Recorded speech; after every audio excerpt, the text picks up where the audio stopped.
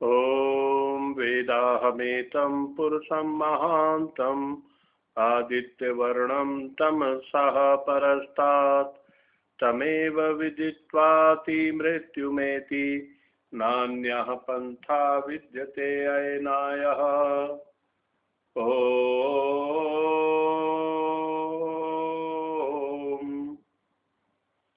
बंधुओं, मनुष्य के जीवन में सबसे महत्वपूर्ण क्या है? अगर हम शरीर की बात करें तो हम कह सकते हैं कि शरीर का जो ऊपरी हिस्सा है, गले से ऊपर का, जिसको सिर कहते हैं, और जिसमें हम देखते हैं आंखें हैं, नाक कान है, मुंह है, और मुंह में जिह्वा है, दांत है, और सिर के अंदर मस्तिष्क है। इसमें मन भी हो सकता है, जहां हम अपने विचारों को, चिंतन मनन को करते हैं। बुद्धि भी हमारे मस्तिष्क में है। तो इनमें सबसे महत्वपूर्ण क्या है? ये सभी चीजें जिनका हमने उल्लेख किया महत्वपूर्ण है। आंखों को बहुत ही महत्वपूर्ण इसलिए कह सकते हैं कि अगर आंखें ना हो तो मनुष्य का जीवन होने ना होना बराबर है।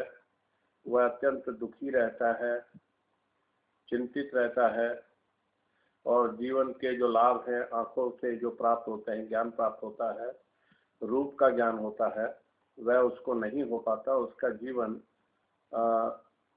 बहुत ही कष्टमय, दुखमय, चिंताग्रस्त होता है। तो आंखें बहुत ही महत्वपूर्ण है, और मन और बुद्धि, मस्तिष्क का भी, यह भी सब अपने आप में बहुत महत्वपूर्ण है। लेकिन बंधुओं, अब आप ऐसे व्यक्ति की कल्पना कीजिए जिसके पास बहुत अच्छा शरीर है, सुंदर है, बहुत ही बलवान है, शक्ति संपन्न है, परंतु उसको ज्ञान नहीं है। तो क्या आप उसको सर्वोत्तम पुरुष मान सकते हैं?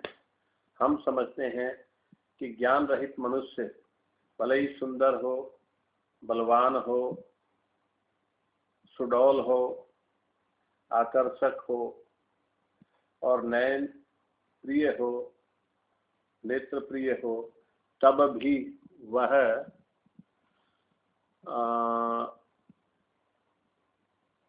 ज्ञानी की व्यक्ति की तुलना में थोड़ा कम होगा, नीचे होगा, निम्न स्तर का होगा। तो ज्ञान मनुष्य में नहीं है, तो ज्ञानहीनम मनुष्य पशु समाना। ज्ञानहीन मनुष्य जो है पशुओं के समान है।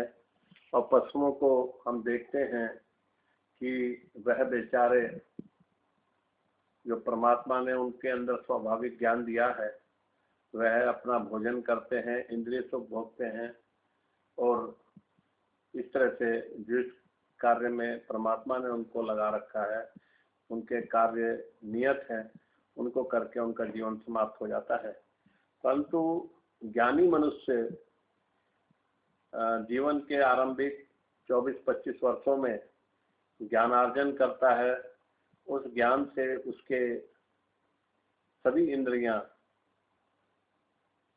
जो भी देखती हैं, सुनती हैं, स्पर्श करती हैं, स्वाद लेती हैं, शब्द सुनती हैं, आंखों से देखती हैं, तो जितनी भी ज्ञान इंद्रियां हैं, इनसे जो ज्ञान होता है, उस ज्ञान के माध्यम से विचार करके वह प्रत्येक विषय पर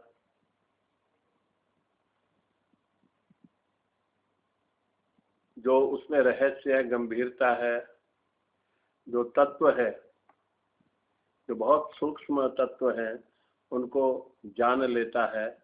और यहाँ तक कि वह अपने जीवन के बारे में, मैं कौन हूँ, क्या हूँ, मेरा उद्देश्य क्या है, मेरा लक्ष्य क्या है, ईश्वर है या नहीं है, तो उसका स्वरूप क्या है, ईश्वर जन्म कैसे हुआ, अस्तित्व में कैसे आया, या वह अजन्मा है, उसका अस्तित्व सदा से है, उसमें आनंद है या नहीं, दुख है या नहीं, अगर नहीं है तो क्यों नहीं है, अगर है तो आनंद क्यों है, वह नित्य है या नहीं है, अनित्य है या नहीं है, आदि आदि अनेकानेक प्रश्नों का उत्तर ज्ञानी मनुष्य अपने विवेक से, ऊहापोह से जान लेता है। हमने भी बंधुओं स्वाध्याय किया, चिंतन किया, विद्वानों के उपदेश सुने, उनके ग्रंथों को पढ़ा। महर्षि दयानंद जी महाराज जो सर्वोत्तम पुरुष महाभारत काल के बाद इस पृथ्वी तल पर हुए, पूरे पृथ्वी लोक पर, संसार भर में, पूरे लोक में, उनके भी साहित्य का हमने अध्ययन किया, उस पर विचार किया, चिंतन किया, और उससे जो विवेक हमें प्राप्त हुआ, हम समझते हैं कि हम इस सृष्टि से संबंधित रहस्य के अनेकानेक प्रश्नों के उत्तर को जान गए हैं, और हमें एक आत्मिक संतोष उस ज्ञान को प्राप्त करके हुआ है। तो बंधुओं, इस संक्षिप्त वार्ता में हम केवल यह विचार करना चाहते थे, बताना चाहते थे कि इस पूरे मानव शरीर में ज्ञान सबसे ज्यादा मुख्य है। अगर ज्ञान नहीं है तो मनुष्य पशुओं के समान है, और अगर ज्ञान है तो सोने में सुहागा है, बहुत ही उत्तम बात है। इसलिए प्रत्येक मनुष्य को, चाहे वो किसी भी स्थिति में है, निर्धन से निर्धन है, उसका जाति कुल कैसा भी क्यों ना हो, वह सामाजिक रूप से पिछड़े हुए परिवार से संबंध रखता है, अति निर्बल, अति दुर्बल और अति पिछड़ा हुआ भी है, किसी भी जाति, वर्ग, वर्ण का है, उसको विद्या का अर्जन करना चाहिए, ज्ञान का अर्जन करना चाहिए, गुरुओं की सेवा करनी चाहिए, माता पिता और गुरुओं का आदर करना चाहिए, और उनसे ज्ञान प्राप्त करके जीवन में महर्षि दयानंद जी महाराज के ग्रंथों को अवश्य पढ़ना चाहिए। और जब वह महर्षि दयानंद के ग्रंथों को पढ़ ले तो उसके बाद वेदों पर जितने ग्रंथ, प्रमुख ग्रंथ हैं, उनका अध्ययन करना चाहिए। वैदिक विद्वानों के अन्य ग्रंथ हैं, दर्शनों पर टीकाएं हैं, उपनिषदों पर टीकाएं हैं, मनुस्मृति है, महाभारत रामायण आदि ग्रंथ है, इन सब का अध्ययन करके अपना ज्ञान का विस्तार करना चाहिए। और जब मनुष्य का ज्ञान का विस्तार हो जाएगा तो समाज में उसकी प्रतिष्ठा होगी। लेकिन बंधुओं, एक चीज बहुत ही महत्वपूर्ण है जीवन में, और वह है आचरण।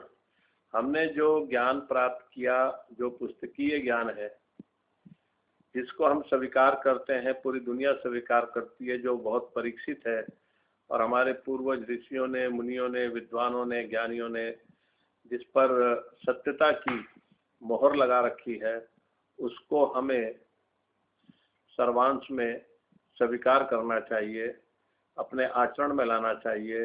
यदि हमारा आचरण उससे विपरीत है तो समझ लीजिए कि हम पाप मार्ग पर चल रहे हैं। और अगर सर्वांश में हम उस ज्ञान का अपने जीवन में व्यवहार कर रहे हैं, आचरण में ला रहे हैं, प्रयोग कर रहे हैं, तो हमारा आचरण वही हमारा धर्म है, हम धार्मिक कहलाएंगे। और उस धर्म का पालन करने से धर्मो एव हतोहंति धर्मो रक्षति रक्षितः। तो ये मनुस्मृति के एक श्लोक की पंक्तियां हैं कि जो धर्म की रक्षा करता है, धर्म उसकी रक्षा करता है, जो धर्म की रक्षा नहीं करता, धर्म उसकी रक्षा नहीं करता है। इसलिए हर व्यक्ति को धर्म की रक्षा करनी चाहिए। कहीं ऐसा ना हो कि वह जो अधर्म हमने किया, धर्म का पालन नहीं किया, वह अधर्म हमारे मृत्यु का, हमारे नाश का, हमारे अपयश का, हमारी कीर्ति को नष्ट करने वाला ना हो जाए। इसलिए बंधुओं, ज्ञान सर्वश्रेष्ठ है। मनुष्य जीवन में ज्ञानी मनुष्य अधिक स्वस्थ रहता है, निश्चिंत रहता है, आनंद और सुख से परिपूर्ण रहता है। इसलिए प्रत्येक मनुष्य को, चाहे वह किसी वर्ग समूह का हो, निम्न से निम्न जाति तो मनुष्यों की सबकी एक है, सभी मनुष्य आर्य हैं, लेकिन अपने दुष्ट कर्मों के कारण वो अनार्य राक्षस पिशाच बन जाते हैं। उनको भी अधिकार है कि वह ज्ञान प्राप्त करें, वो यज्ञ करें, दूसरों की सेवा करें, विद्वानों का सत्संग करें।